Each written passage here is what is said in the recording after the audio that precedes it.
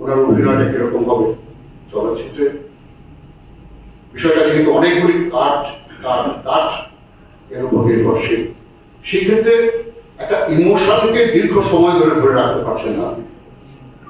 আপনি আপনার প্রেমিকাকে একটা ফুল দিচ্ছেন, সেটা হয়তো 16টা টেকে এই ছবিটা দেখা হবে, 16বার ক্যামেরা তার অবস্থান বদলাবে। এখন অনেকগুলি ক্যামেরা ব্যবহার করা, তা সত্ত্বেও বলছি যে নাটকে বা যাত্রাতে বা অন্যান্য একটা ধারাবাহিকতা, যে ইমোশনটা আপনি তৈরি করছেন।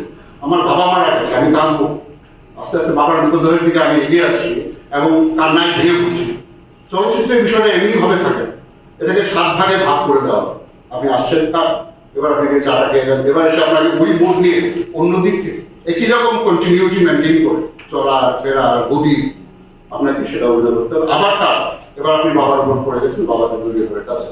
এই যে বিষয়গুলো, আপনার একটা ন্যূনতম একটা ধারণা তো আপনার অবশ্যই থাকতে হবে। এই ধারণাগুলি যদি আপনি অর্জন করতে না পারেন নিজে থেকে, এবং তার অনুশীলন যদি কবিতা মানে রসের ভিড়ে কবিতা,